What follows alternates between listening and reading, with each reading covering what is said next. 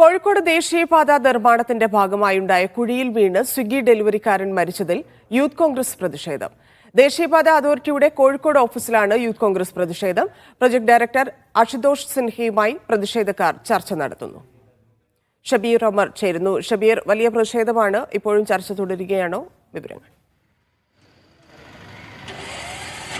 ധന്യ, ഇന്നലെയാണ് ഈ ദേശീയപാത നിർമ്മാണവുമായി ബന്ധപ്പെട്ട് നിർമ്മിച്ച അല്ലെങ്കിൽ ഉണ്ടായ കലുങ്കിൽ വീണ് സ്വിഗ്ഗി ഡെലിവറി ജീവനക്കാരനെ മരിച്ച നിലയിൽ കണ്ടെത്തുന്നത്. ആ വെള്ളക്കെട്ടിൽ വീണാണ് മൃതദേഹം കണ്ടെത്തിയത്. ആ നിലയ്ക്ക് വലിയ പ്രതിഷേധം നാട്ടുകാരുടെ ഭാഗത്ത് നിന്ന് ഇന്നലെ തന്നെ ഉണ്ടായിരുന്നു.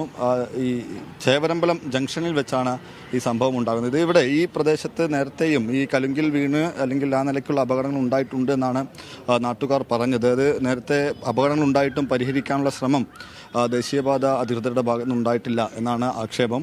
ഇതുമായി ബന്ധപ്പെട്ടാണ് ഇപ്പോൾ ദേശീയപാത അതോറിറ്റിയുടെ കോഴിക്കോട്ടെ ഓഫീസിലേക്ക് ഇംപ്ലിമെൻറ്റേഷൻ യൂണിറ്റിലേക്ക് യൂത്ത് കോൺഗ്രസ് പ്രതിഷേധം നടത്തിയത്. അവർ ഈ പ്രൊജക്ട് ഡയറക്ടർ അശുതോഷ് സിൻഹയുമായി കൂടിക്കാഴ്ച നടത്തി ചില ആവശ്യങ്ങൾ ഉന്നയിച്ചിട്ടുണ്ട്. ഇപ്പോൾ യൂത്ത് കോൺഗ്രസ് പ്രവർത്തകർ തന്നെ നമ്മോടൊപ്പം ചേരുന്നുണ്ട്. എന്താണ് നിങ്ങൾ പ്രൊജക്ട് ഡയറക്ടറുമായി സംസാരിച്ചത്? എന്താണ് നിങ്ങൾ ആവശ്യപ്പെട്ടത്? എന്താണ് അദ്ദേഹം പറഞ്ഞത്? അല്ല, ഞങ്ങളിവിടെ വരുന്ന സമയത്ത് കാണുന്ന കാഴ്ച എന്ന് പറഞ്ഞു കഴിഞ്ഞാൽ ഇങ്ങനൊരു വിഷയം നടന്നതിൻ്റെ ഒരു ഗൗരവവും ഈ ഓഫീസിൽ ഉണ്ടായിരുന്നില്ല. വളരെ നിരുത്തരപരമായിട്ട് അങ്ങനെ ഉണ്ടായിരുന്നോ ഇല്ലേ എന്നുള്ളൊക്കെ രീതിയിലാണ്. അപ്പോൾ ഞങ്ങൾ സമരം കൃത്യമായിട്ട് മുന്നോട്ട് പോകുന്ന കണ്ടപ്പം ഇവരിപ്പോൾ എന്ത് ചെയ്തു, ഈ ആരൊക്കെയാണോ ഇതിന് ഉത്തരവാദിത്തപ്പെട്ട ആ ഉദ്യോഗസ്ഥന്മാർക്കെതിരെ നടപടിയെടുക്കാൻ വേണ്ടി റിപ്പോർട്ട് ആവശ്യപ്പെട്ടിട്ടുണ്ട്. പിന്നെ ഈ ഏതൊക്കെ ബൈപ്പാസുകൾ റോഡുകളിലാണ് സേഫ്റ്റി മെഷർമെൻറ്റ്സ് കൃത്യമായിട്ടില്ലാത്തതെന്ന് ചെക്ക് ചെയ്യാൻ വേണ്ടി 2 എഞ്ചിനീയർമാർ, ഒരു റിട്ടയർഡ് എഞ്ചിനീയറെ അതുപോലെ തന്നെ വേറൊരു എഞ്ചിനീയറേയും കൂടി ചുമതലപ്പെടുത്തിയിട്ടുണ്ട്.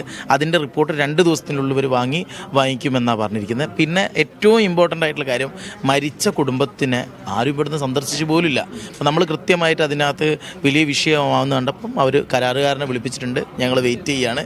കരാറുകാരനായിട്ട് സംസാരിച്ച് മരിച്ച കുടുംബത്തിന് കൃത്യമായ നഷ്ടപരിഹാരം ഉറപ്പുവരുത്തിയതിനു ശേഷം മാത്രമേ ഞങ്ങൾ ഇവിടുന്ന് പോകുള്ളൂ. അപകടം ഉണ്ടായ സ്ഥലത്ത് നേരത്തെയും അപകടം ഉണ്ടായിട്ടുണ്ടെന്ന് നാട്ടുകാർ പറയുന്നുണ്ട്. അത് കൃത്യമായ മുന്നറിയിപ്പ് ബോർഡോ ഒന്നും ഇല്ലാത്തതാണ് ഈ അപകടത്തിന് കാരണം.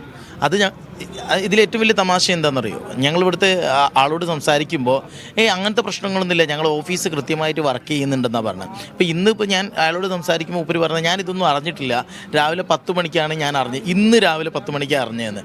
അതായത് ഇന്നലെ രാവിലെ ഒരു 8-8:30 കൂടി ബോഡി കണ്ടെത്തുകയും മുഴുവൻ ചാനലുകളും മാധ്യമങ്ങളും ഒക്കെ റിപ്പോർട്ട് ചെയ്യുകയും അറിഞ്ഞിട്ടും ഇവിടുത്തെ ഉദ്യോഗസ്ഥന്മാർ ഈ വിഷയങ്ങളൊന്നും അറിഞ്ഞിട്ടില്ല എന്ന് പറയുമ്പോൾ അവരെ സംബന്ധിച്ചിടത്തോളം അവരൊരു പണിയെടുക്കുന്നില്ല എന്ന് അതിനകത്ത് കൃത്യമായിട്ട് മനസ്സിലാവുന്നത്. ഞങ്ങൾ അവരോട് ചോദിക്കുന്ന സമയത്ത് അവർ പറയുന്നത് വെച്ച് കഴിഞ്ഞാൽ ഇതിനു മുമ്പേ 2-3 സ്ഥലത്ത് അപകടം ഉണ്ടായില്ലേ എന്ന് ചോദിക്കുന്ന സമയത്ത് ഇല്ല എന്ന് പറഞ്ഞു. പിന്നെ നമ്മൾ അതിൻ്റെ ഡീറ്റെയിൽസ് കൊടുക്കുന്ന സമയത്ത് അത് ഉണ്ടായിട്ടുണ്ട്, ഞങ്ങളത് ചെക്ക് ചെയ്യുന്നുണ്ട് എന്നുള്ള രീതിയിലാണ്.